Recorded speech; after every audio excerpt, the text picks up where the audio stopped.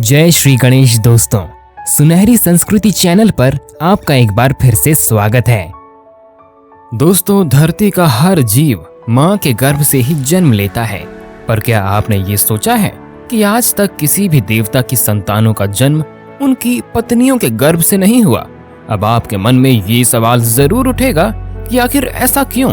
तो आपको बता दें कि ऐसा माता पार्वती के श्राप के कारण हुआ, जिसकी वजह से आज तक किसी भी देवता की पत्नी ने अपनी कोख से किसी भी संतान को जन्म नहीं दिया। तो आइए जानते हैं स्कंद पुराण में दी गई इस पूरी कथा के बारे में। तो बने रहिए वीडियो के अंत तक। अगर आपको ये वीडियो पसंद आए तो हमारे YouTube चैनल सुनहरी संस्कृति को सब्सक्राइब करें। स्कंद पुराण की कथा के अनुसार दक्ष कुमारी देवी सती जब अपने पिता के यज्ञ में अंतर्ध्यान हो गई, तब भगवान शंकर भृंगी और नंदी के साथ हिमालय पर्वत पर तपस्या में लीन हो गए। उधर असुरलोक में उसी समय नमुची के पुत्र तारकासुर ने अपनी घोर तपस्या से ब्रह्मा जी को प्रसन्न कर दिया। ब्रह्मा जी उस पर प्रसन्न होकर प्रकट हुए और बोले, वत्स तुम कोई वर मांगो। ब्रह्मा जी की ये बात सुनकर तारकासुर बोला, प्रभु यदि आप मुझसे प्रसन्न हैं तो मुझे अजर अमर और अजय बना दीजिए। उसके बाद ब्रह्मा जी ने कहा, तुम क्या, यहाँ कोई अमर नहीं हो सकता, क्योंकि इस संसार में जिसने भी जन्म लिया उसकी मृत्यु अटल है।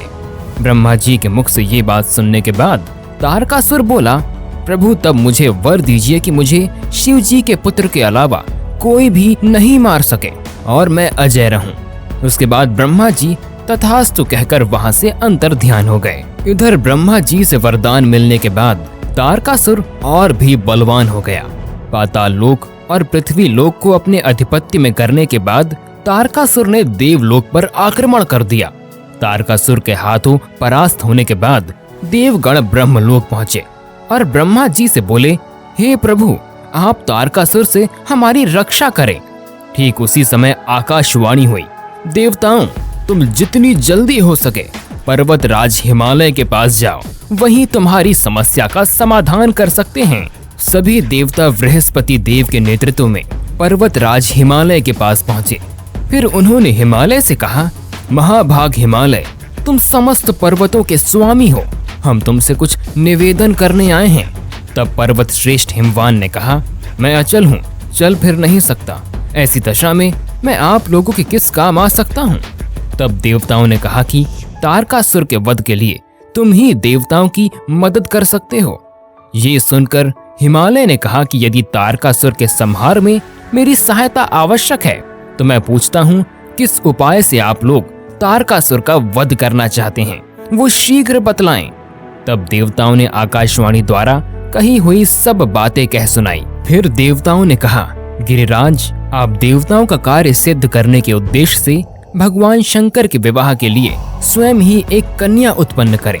ये सुन हिमवान अपनी पत्नी मैना से बोले, सुमुखी तुम्हें एक श्रेष्ठ कन्या उत्पन्न करनी चाहिए। कुछ समय के बाद मेना के गर्भ से एक कन्या उत्पन्न हुई जो गिरिजा नाम से प्रसिद्ध हुई। सबको सुख देने वाली उस देवी के प्रकट होने पर देवताओं के नगाड़े बज उठे। उधर जब गिरिजा 8 वर्ष की हो गई, तब एक दिन हिमवान अपनी पुत्री गिरिजा को भगवान शिव से मिलाने ले गए। भगवान शिव उस समय हिमालय की कंदराओं में अपने पार्षदों से घिरे हुए तपस्या में लीन थे। वहां पहुंचकर हिमवान ने मस्तक झुकाकर शिव जी को प्रणाम किया और बोले, हे प्रभु आप मुझे इस कन्या के साथ प्रतिदिन अपने दर्शन के लिए आने की आज्ञा दें। परंतु भगवान शिव ने आज्ञा देने से मना कर दिया, लेकिन देवी गिरिजा के बार बार अनुरोध को वो ठुकरा न सके और प्रतिदिन अपने दर्शन के लिए आने की आज्ञा दे दी। अब वे प्रतिदिन अपनी पुत्री के साथ उनका दर्शन करने लगे। इस प्रकार भगवान शिव की उपासना करते हुए पुत्री और पिता का कुछ समय व्यतीत हो गया, परंतु फिर भी देवाधिदेव महादेव अपनी तपस्या में लीन थे।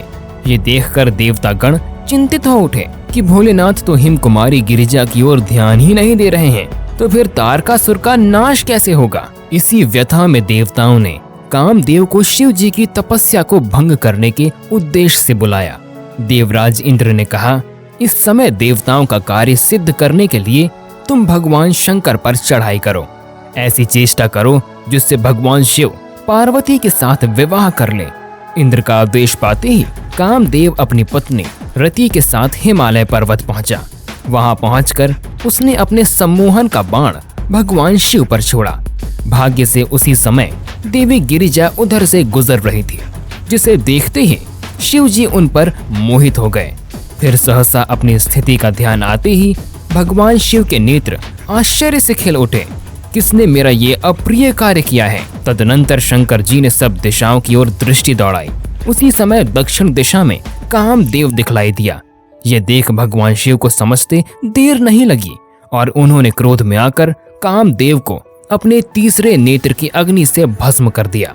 उधर पति को अग्नि में भस्म होता देखकर कामदेव की पत्नी देवी रति विलाप करने लगी।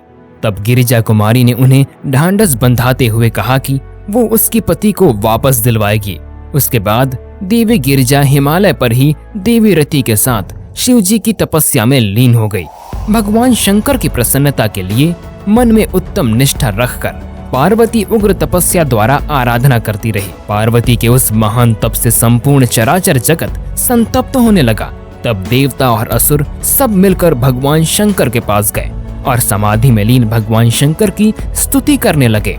काफी देर तक देवताओं द्वारा स्तुति करने के बाद भगवान शंकर ने अपनी आंख खोली और देवताओं से पूछा कि आप सभी मेरे पास क्यों आए हैं? तब देवताओं ने कहा कि हे प्रभु, तारकासुर ने देवताओं को महान कष्ट पहुंचाया है। वो देवताओं का घोर शत्रु है। अतः हमारी प्रार्थना है कि आप पार्वती जी का पाणी ग्रहण करें।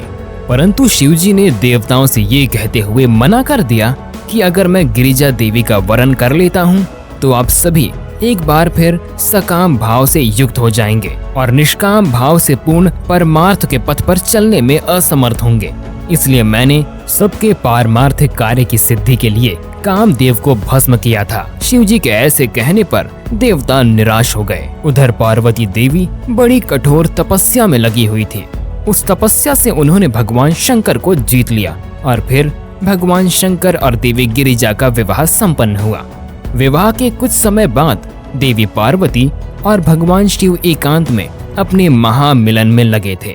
उसी समय देवता गण कैलाश पर्वत के द्वार पर पहुंचे और भगवान शिव की जोर जोर से स्तुति करने लगे, जिससे महामिलन भंग हो गया।